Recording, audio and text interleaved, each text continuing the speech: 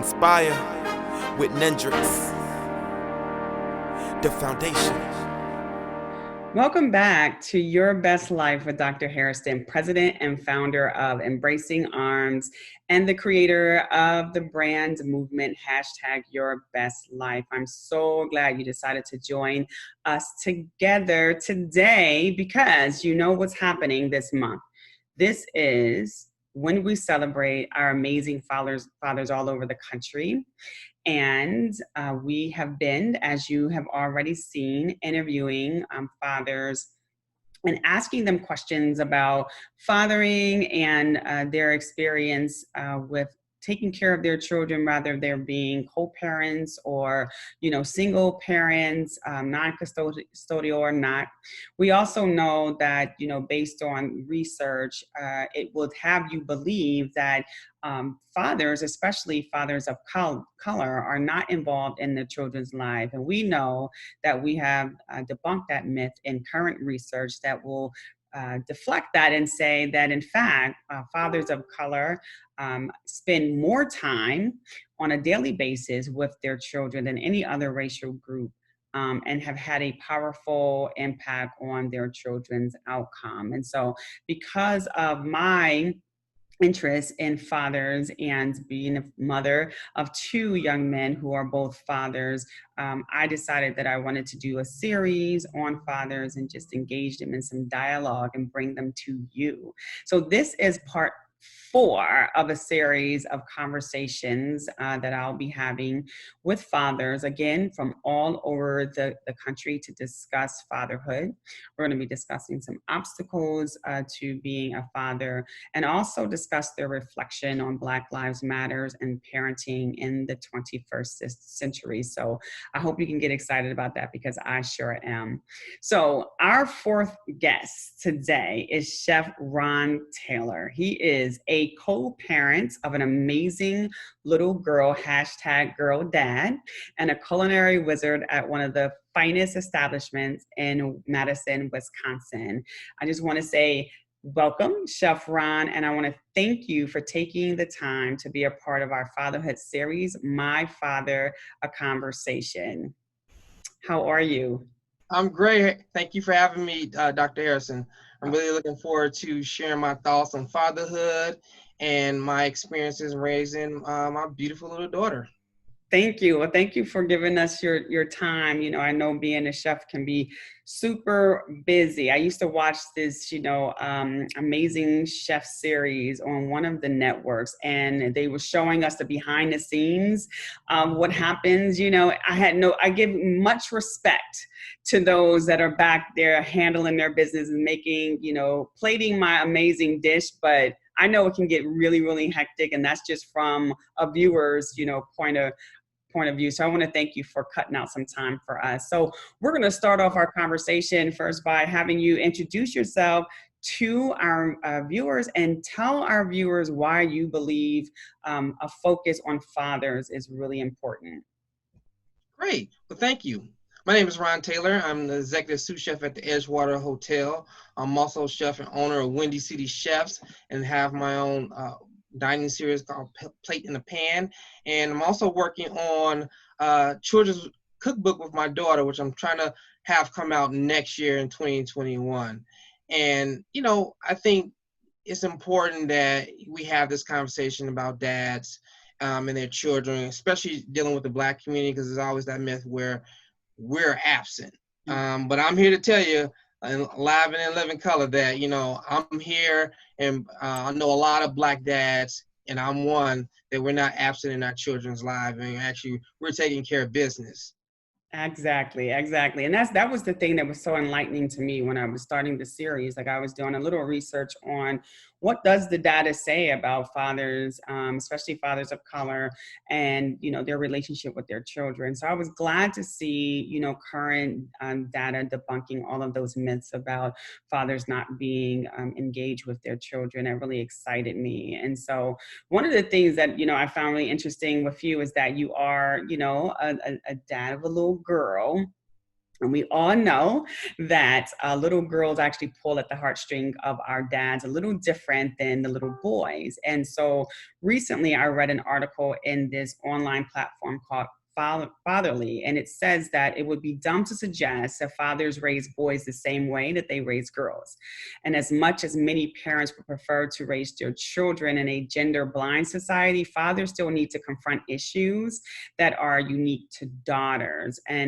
But the real hurdle for fathers that they face are connected to the gender stereotypes that's been kind of embedded and internalized as they grew from being boys to becoming adult. And what that means is that fathers have to work on themselves, right? You got to work on yourself and kind of,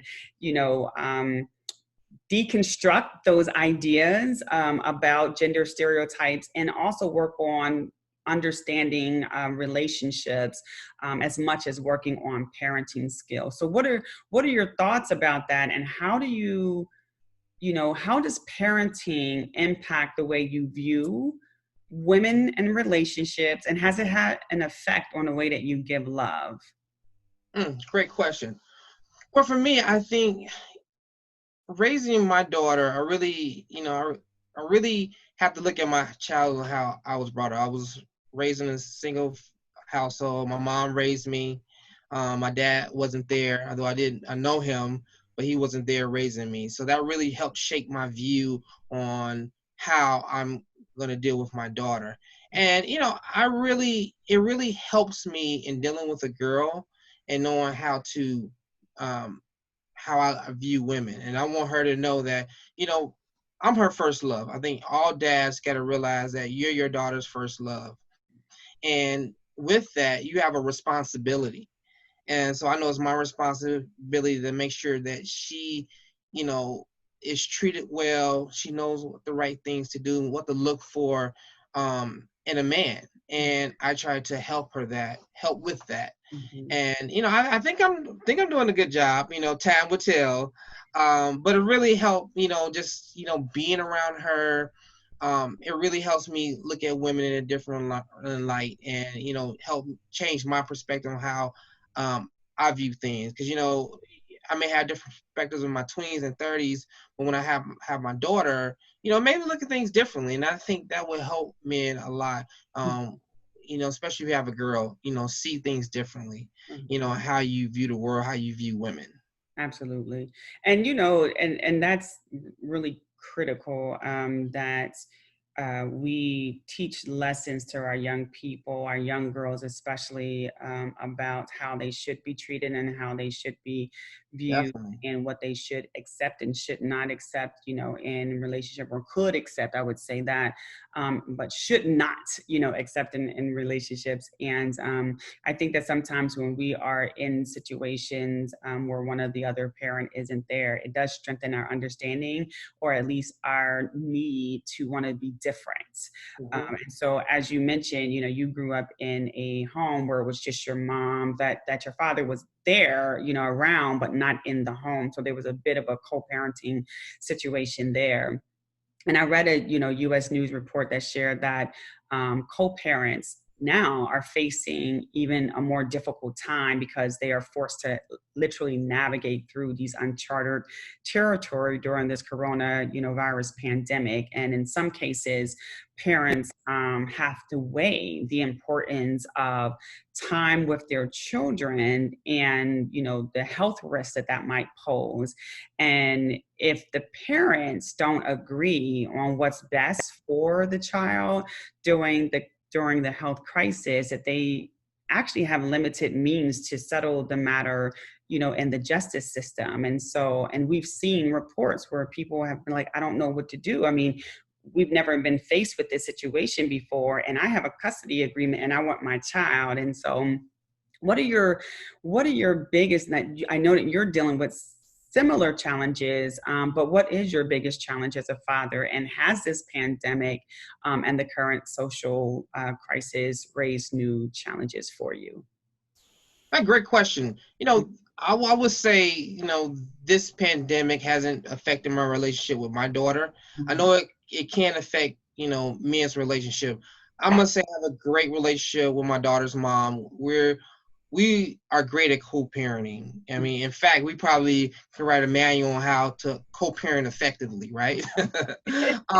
Really, because it's really that effective. You know, even during this pandemic, I was, you know, we started in March when the pandemic started, things were shutting down till now. My daughter, you know, within that time frame, spent about 2 total months with me. Mm. So she's been part of my life. I've been part of hers, and you know, we are really was able to bond, you know, and get closer because of that. So you know, the pandemic hasn't affected me per se, but I know a lot of men out there who are having problems with their kid's mom, and they're not getting those. And this is a great time to develop those bonds with your kids because you know everybody's indoors, but unfortunately a lot of men aren't having that opportunity because of, you know, they don't know how to co-parent effectively.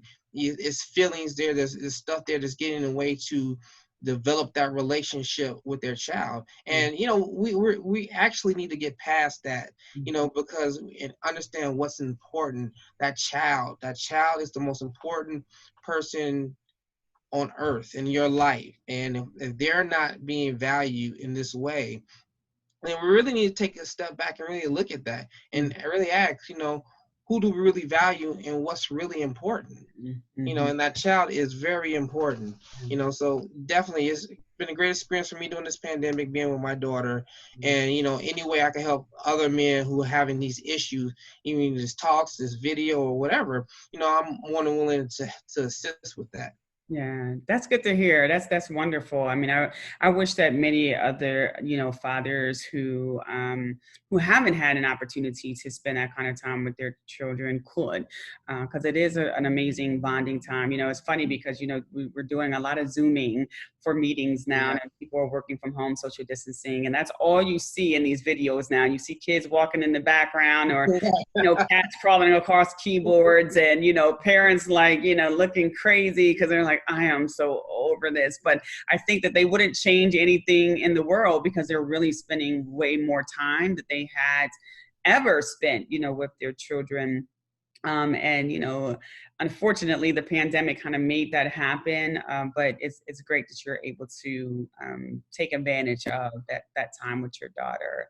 And so I know that you're, you know, raising a little girl and you're co-parenting, so she's not necessarily primarily living in your home, but there is growing evidence that, you know, boys raised in households without a father figure, the data shows that they fare worse in behaviors, they fare worse in academics, and as well as earnings. And one reason that this article in the New York Times uh, alluded to, and according to an economist that was interviewed in this particular article, is that they do not see men taking on life's responsibilities. And so the economist says that we need to put good men in the spaces, you know, of their sons if the father is absent. And so, and you can put good men in the spaces of your son or in front of your son, even if the father isn't like that they're actually active in their lives, but more men won't hurt.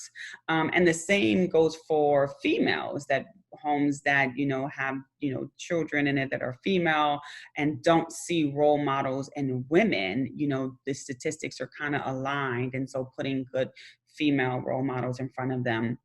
And it's not to say that male children would not benefit from having female role models, you know, in front of them, but I think that having more men in front of them is important. So as a father, what is the one thing that you hope your son or daughter learn from your parenting and the things that you've demonstrated and actually carry to in their own parenting?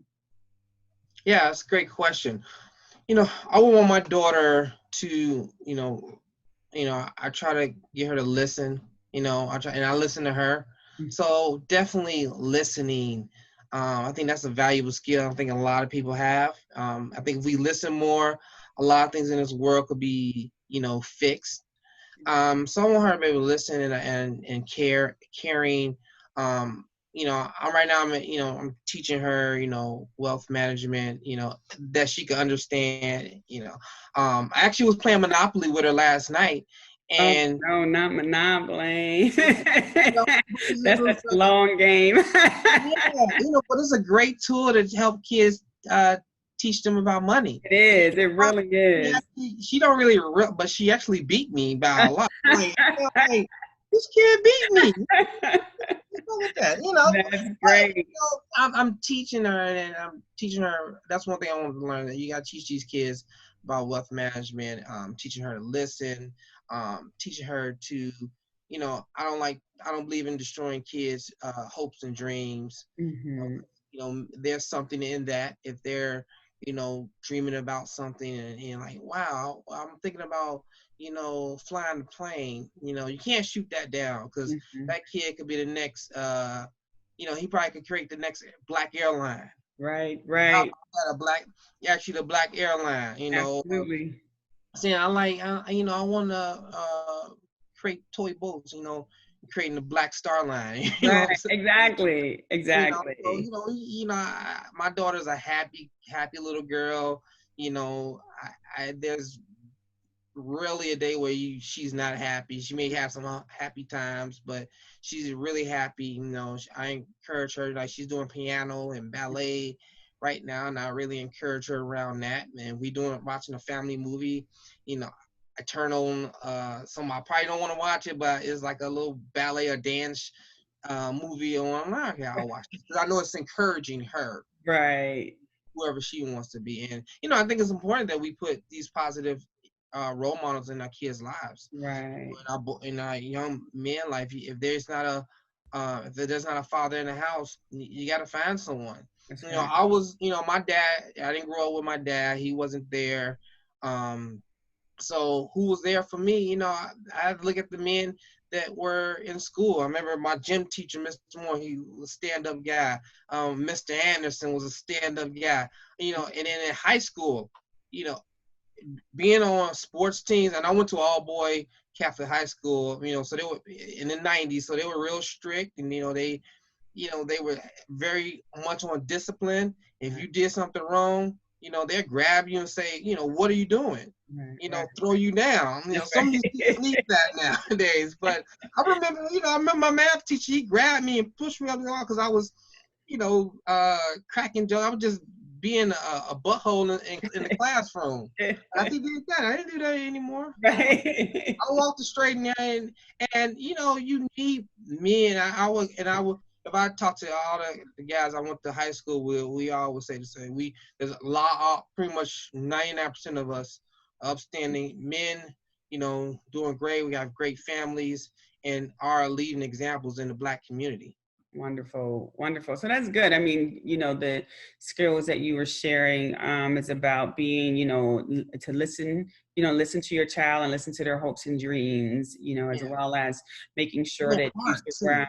Say it again. In their heart. In their heart. That's right. That's right. Because there's, they have valid needs and they want to share those things and they want to explore it. And oftentimes, we can diminish their dreams by ignoring their passion behind something that they're interested in. And then also, you mentioned surrounding them with some great mentors, rather men, or females. I know for me, Women too. Yes. Yeah, men or I think you females. need to surround our Black kids, boys too, with positive Black women, because I think you can't always think that a woman can show a man things as well. Sometimes we need those positive women influence as well. Exactly.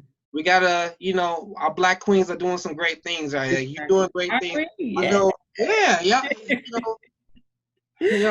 Exactly. Black women are doing a lot of stuff, running businesses, Yeah. everything, so, sometimes you gotta probably push and say, hey, you could, she's running the bank, she has her own business. You could do that too. So we gotta do it all.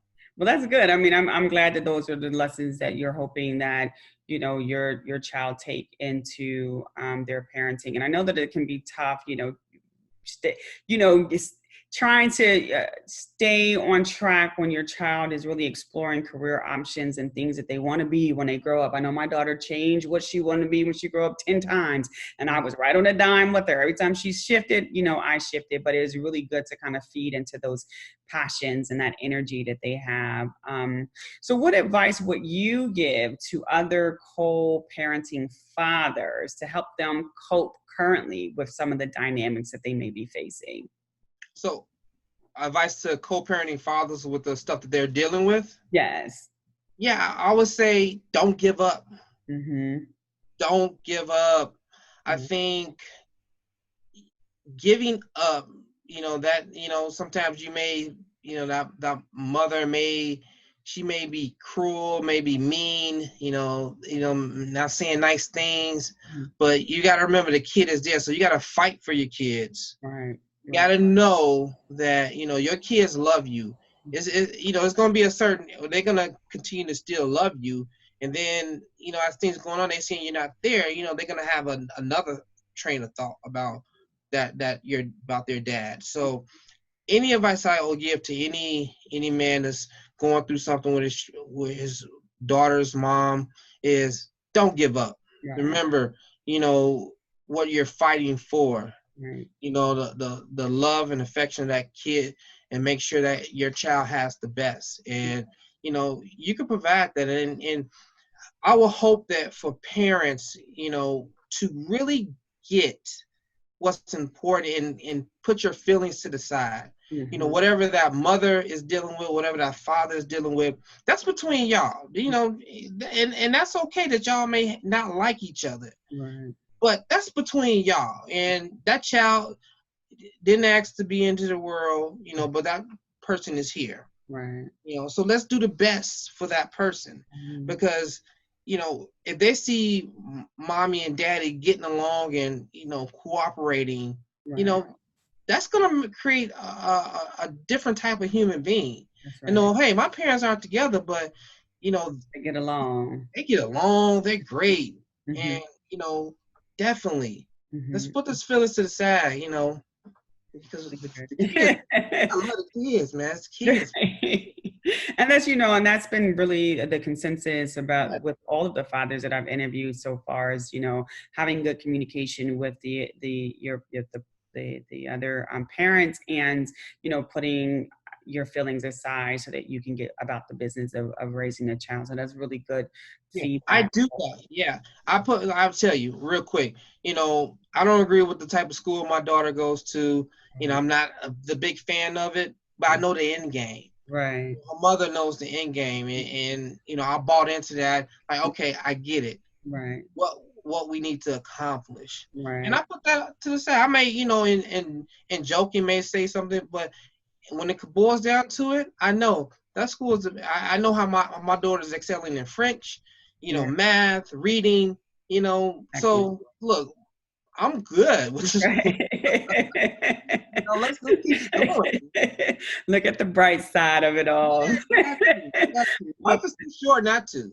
Exactly. Well, I want to thank you. Thank you for, spending some time with me and sharing this insight with our parents and our co-parents and, and taking the time to, give me on this, amazing, beautiful weather outside. So you could be doing all kinds of things. So we're about to get into the lightning question round. This is the good stuff. I'm kind of. This is the good stuff. Nervous and all in one, like, oh, what's about to happen? Right. Don't even know what the questions are. Right. You get really nervous. So this is when we give you 20 seconds on the clock. We ask you 5 different questions, or we make 5 different statements that are identified as controversial, and you have an opportunity to agree or disagree, yes or no, or pass. Maybe it's too difficult to answer. You're like, pass that one.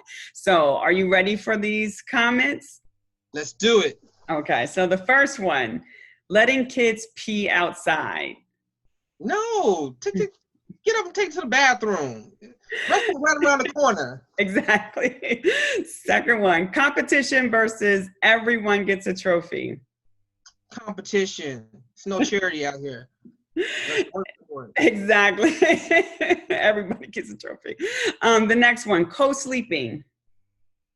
Yeah, yeah, my daughter sleeps with me at times. There's an age when it's gonna happen, but yeah, I still do it. Okay.